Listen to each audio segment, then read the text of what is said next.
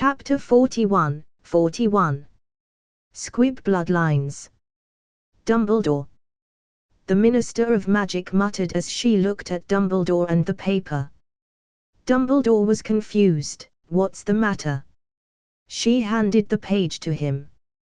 Dumbledore's brow rose up. My great-great-grandfather had a granduncle Squib. Magnus had no idea what was being talked about, so he went ahead and took the paper. After all, it was his future being discussed.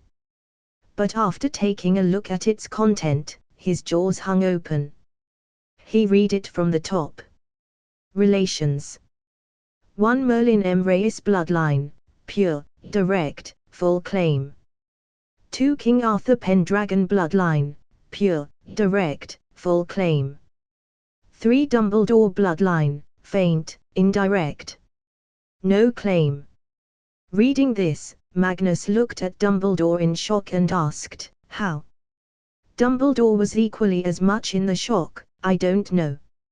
I never really knew my grandparents, let alone my great-grandparents. The head goblin spoke. Such events are normal. All humans in the world are interconnected, whether you want it or not. But, most of the time, the similarities in the blood are so low that it doesn't get detected. I can assure you, if you were to do an inheritance on all Muggle wizards, you'd find many Blacks, Malfoys and Lestrange. Dumbledore family is like that too. Besides, His Majesty is not very closely related to the Dumbledore family. It is probably because of his strong magic that this was detected. If it were his parents, it wouldn't have happened. Dumbledore nodded. But still, this was big news for him. He had no real family other than his younger brother, who was also unmarried. He knew that with him and his brother, the Dumbledore bloodline would end. And now, finding Magnus to be carrying it was somewhat relieving to him, knowing that his bloodline, even if very faint, would keep on living. Magnus, meanwhile, continued to read the list of his assets. Inherited. Inheritance, Vault Origin 2, King Arthur Pendragon. 1 Kingship of Britain and its territories. 2 All properties of the Crown. 3 All properties of King Arthur. 4 Gold Muggle coins, 22,678,544. 5 Diamonds, pearls and valuable stones, 4,678,544. 6 books, 12,668. 7 enchanted weapons, 67,544. 8 rotten cheese, 600 kilos. 9 funny and embarrassing portraits of Merlin, 12. 10 enchanted crown of the first king. 11 enchanted cape to the first king. 12 enchanted sword of the first king, Excalibur, unlocated. 13 various castles. Inheritance, Vault Origin 1, Prince of Enchanters, Merlin M. Reyes. 1 Lordship of the Round Table. 2 All property and wealth of Merlin. 3 All held titles in the wizarding world. 4 Gold galleons, 9,866,788. 5 Diamonds, pearls, valuable stones and enchanted material, 7,654,678. 6 books, 1,556,545. 7 wands and staffs, 127,655. 8 rotten cheese, 124 kilo. 9 funny and embarrassing portraits of Arthur, 56. 10 enchanted wizard robes. 11 Merlin's staff, unlocated. 12 Merlin's castle, Western Isles, Island of Herta and Soe. Eligible for full ownership due to being the last descendant. Magnus was excited to read all this. He knew that what was written was just the tip of the iceberg and there was so much more to see. For example, the wands and books in Merlin's vault. Not to mention, the crown, robes and weapons in Arthur's vault. There was also the shining gold. Magnus looked around with a smile. He was filthy rich. Dumbledore then asked, "I've never heard of these vaults before. I thought they were all numbered." The head goblin answered, "They are all numbered except these two. These two vaults were made by Merlin himself and all the protection was set by him. It is located in the deepest parts of the bank and even we don't dare to go there. For one, reaching it is very hard and two, we don't want to face the anger of Merlin's magic. As we are supposed to, we kept the vaults safe and that's it." This was true. Although these goblins couldn't open them, they still saw it as their own property all this time. But now, they had no choice but to let Magnus take it. "Tilda home, why are they being so nice to me?" Tilda Magnus wondered. "Come with us if you want to check the two vaults," the head goblin said. Magnus nodded, "Okay, take the lead. Professor, I will be back in a bit." By saying this, Magnus had barred anyone from coming with him. He wanted to check the vaults by himself first. So, he followed the head goblin. They sat on a rail car and traveled deeper, navigating the complex labyrinth of tunnels underneath Gringotts. Magnus was amazed by how big and elaborate it was. For all he could see, there was dark space and a deep dark pit with no end in sight. "Who made this place?" Magnus inquired. "It was our ancestor, the creator of this bank, Elder Gringotts. King Arthur had graciously given this land on lease to goblins. We built this place with our own hands. It took years, and whenever needed, we still dig it. It was not made in a single day or year, Your Majesty, it is still being made," the head goblin explained. "It took them a while, and soon they came to an end of the rail. But, it turned out, this was not the end. This was the furthest the rails could go. Beyond this was a deep ravine. A gondola lift was going there. The vaults are much deeper than where our goblins can reach by digging. The ground here is too hard to work with. It is still surprising to me how Merlin made it there," the goblin said. They boarded the gondola lift and descended into the dark ravine. Only their gondola was a light source in the dark space there. Magnus looked down from it and really felt creeped out. He had no idea how deep it went. "How deep does it go?" he asked. "Enough for us to see," Magma Goblin answered. Magnus took a cold breath. The fact that he was still seeing darkness below meant that they had a long way to go. "Tell me, what kind of services do you provide?" he inquired, seeing that the goblin was very polite with him. "Anything related to money management or asset management. Also, as you just saw, inheritance management," he explained. Magnus thought for a second. Do you give loans too? What about other services?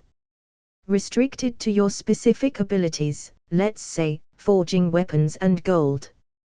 "Yes, we give loans with enough collateral. As for the other things, we do not serve wizards and witches. But since it's you, as long as you pay, we'll do it." "What is it that you need?"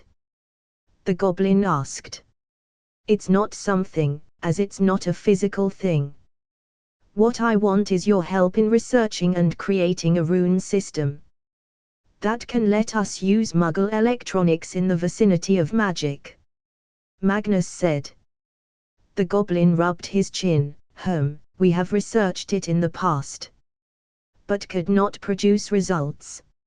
If you want, we can sell you the research. Only if you also sell its patent." Magnus haggled.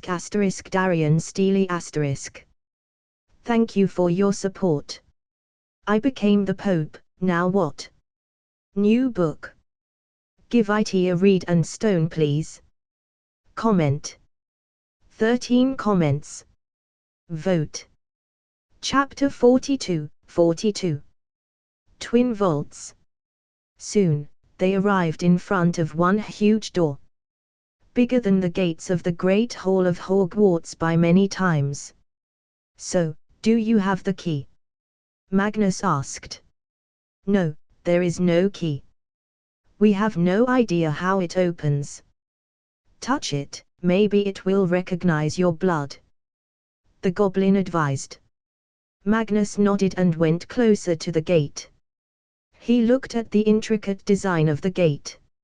It had so many patterns on it that he didn't even know what to make of it. There were lines, curves and whatnot. All made of carved metal. He put his right hand on it and tried to push it in.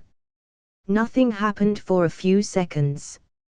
Then, suddenly, the engravings on the door started moving, as if they were all snakes. But, by the end of the movement of all these snakes, they had organized themselves in a shape that depicted a dragon.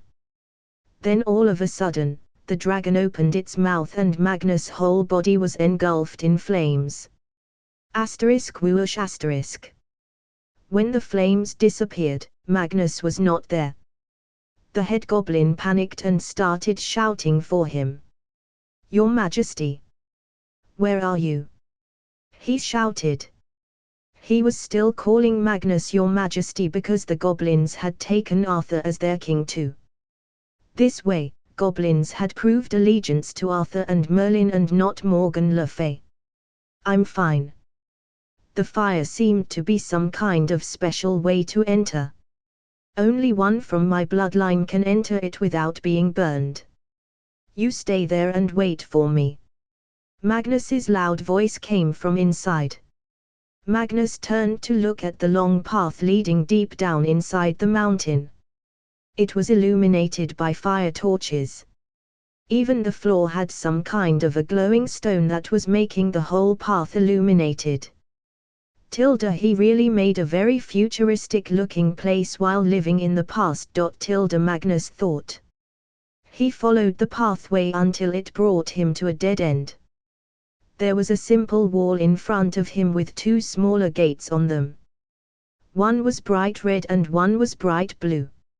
On the left one were words saying, "Greatness awaits you, unless you're the guy on my left." On the red door on the right, it said, "Mumbo Jumbo won't take you far, be a great man before a great fighter." Magnus chuckled, Tilda, these two were like this from the start. Tilda. Then, first, he decided to open the vault of Arthur Pendragon. He went ahead and touched the red door with his palm. Then, with a stone grinding sound, the door got pushed in and slid to the top. In front of Magnus was a dark space. So, he put his first step forward. Like it was a motion sensor, the torches on the walls of the vault ignited immediately. Now, in front of him was a majestic vault, bigger than multiple football stadiums combined. His jaw hung open, seeing the beautiful hills gold, all around filled to the brim. What the inheritance note had said was not even the tip of the iceberg.